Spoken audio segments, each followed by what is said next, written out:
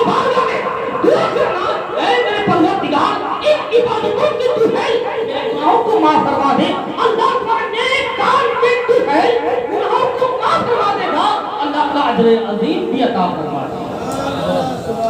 بخشش کا پروانہ بھی ملا اور خطا بھی بخش دیے گئے، گناہ بھی بخش دیے گئے۔ یہ پیغام شریعت ہے کہ بندہ جب گناہ سے سچی توبہ کر لیتا ہے پھر اللہ کی رحمتیں اس پر جھوم کر برسا کرتی ہیں۔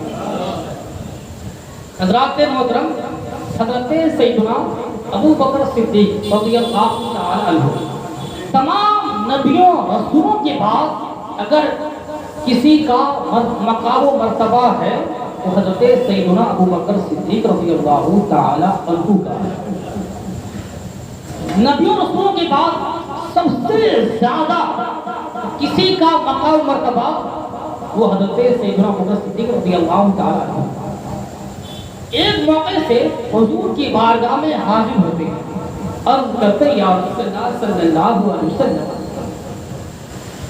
اگر میں اپنے نفس پر کوئی ظلم کر جاؤں، اپنے نفس پر کوئی ظلم کر جاؤں سرکار، پھر میں اس کیے ہوئے ظلم سے کیسے نجات حاصل کروں؟ آپ کو میں آسان لفظ میں سمجھاؤں، میں یہ جو لفظ بول رہا ہوں علماء تو سمجھ رہے ہیں، شاید عوام اس کو مکمل سمجھ نہیں پا رہے ہیں، اس لیے ان کے سر ہلانے کو سمجھ رہا ہوں کہ یہ چاہتے ہیں اور آسان کر دیا جائے۔ آسان یہ ہے کہ کوئی آدمی کے لیے حکم شریعت ہے کہ اگر روزہ نہیں رکھے گا تو گناہگار ہوگا، نماز نہیں پڑھے گا تو گناہگار ہوگا، جھوٹ بولے گا تو گناہگار ہوگا، غیبت کیا تو گناہگار ہوگا، چغلی کھائی تو گناہگار ہوگا، ہوش کھلا میں بےہودہ کلمہ بولا، بےہودی بات کہا، غلط بات کہا، گالیاں دیا تو یہ بری بات بھی گناہ کی پھر اس میں شامل ہوگا۔ یعنی کوئی ایسا کام جو شریعت کے خلاف تھا کرنا نہیں چاہیے تھا، بندے نے وہ کام کر دیا، اس نے اپنے آپ پر ظلم کیا۔ کیا ظلم کیا؟ اگر کیا تو کہاں جائے گا؟ جہنم سزا ہوگی گا، تو ظلم کیا نا۔ اگر کسی نے کوئی چوری کیا اس کے ہاتھ کاٹ دیے جائیں، اس نے چوری نہ کی ہوتی اس کے ہاتھ بچے رہتے، محفوظ رہتے، سلامت رہتے، چوری کر دی تو اب یہاں اسلامی حکومت نہیں ہے اور بات ہے، اگر کوئی اسلامی ملک ہوتا چوری کرے تو اس کا کیا ہوگا؟ ہاتھ کاٹے جائیں۔ کسی کا اگر ناحق قبضہ کیا، کسی کی جان مار دی تو قصاص اس کا بھی جان مارا جائے گا۔ کسی کو ایک چاپڑ میں اگر تماچے لگا دیا تو قصاص اس کو بھی تماچے لگیں گے۔ یعنی کہ شریعت نے یہ قانون طے کر دیا ہے اگر تم کسی پر ظلم کرو گے تم پر بھی ظلم کیا جائے گا۔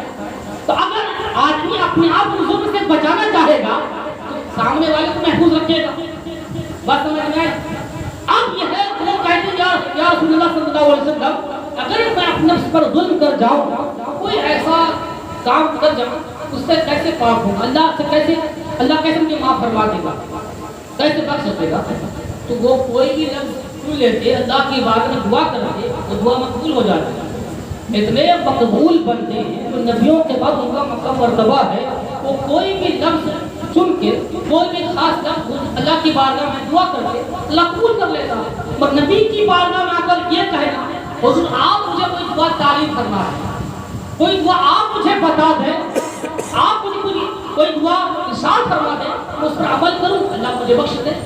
بخشش کی چاہت، بخشش کی خواہش کہ اللہ مجھے بخش دے، میری مغفرت ہو جائے، ارشاد مصطفیٰ زبان نبوت سے وہ بات میرے سامنے آ جائے کہ میں اسے پڑھوں اور اللہ مجھے بخش دے۔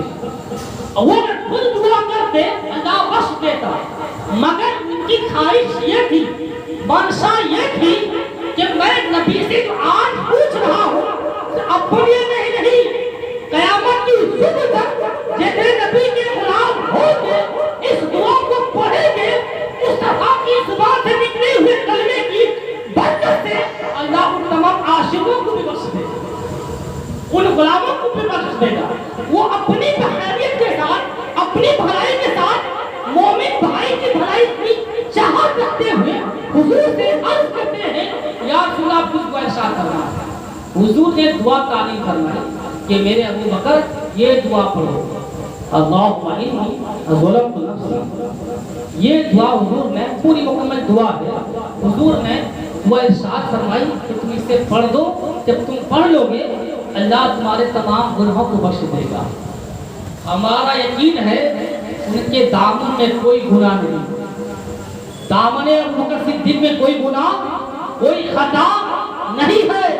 اس لیے میرے نبی فرماتے ہیں کہ میرا ابوبکر وہ ہے کہ ہر صحابی کا بدلہ میں چکا ہوں، کسی کا کوئی ایسا کام جو میرے ساتھ احسان کیا تھا اس کا بدلہ دیا نہیں، سب کا دے چکا ہوں سوائے ابوبکر کی۔ اللہ ان کا میرا جو احسان اوپر کیے، جو کچھ میرے ساتھ اچھے معاملات کیے ہیں، ان سب کا بدلہ اللہ تعالیٰ دے گا۔ یعنی کہ سوائے ابوبکر کے سب کا میں نے بدلہ چکا ہوں، صرف سوائے ابوبکر کے۔ تو اتنے بڑے جو وقت پہ جو ہے بزرگ ہوں، صحابی رسول ہوں، ان کی دعا قبول نہیں ہوتی، وہ خود دعا کرتے قبول ہو جاتے، مگر نبی کی بارگاہ میں جانا تو ہماری مغفرت کی خواہش لے کر حضور آپ کو آج ارشاد فرما دیں گے، یہ حدیث نہ جانے کہاں پہنچے گی، اور جہاں پہنچے گی میرے نبی آپ کے فرمان پر غلام عمل کرے گا، اللہ اس کو بخش دے گا۔ جہاں کے بھی نبی کے غلام بخشے جائیں۔ آج بتائیں پورا بھدرک شہر یا پورا اڑیسہ لے یا پوری دنیا چلے جائیں، کوئی ایسا آدمی ملے گا جو آپ کو گناہ سے پاک ہو، خطا سے پاک ہو، بخشش کی طلب نہ ہو؟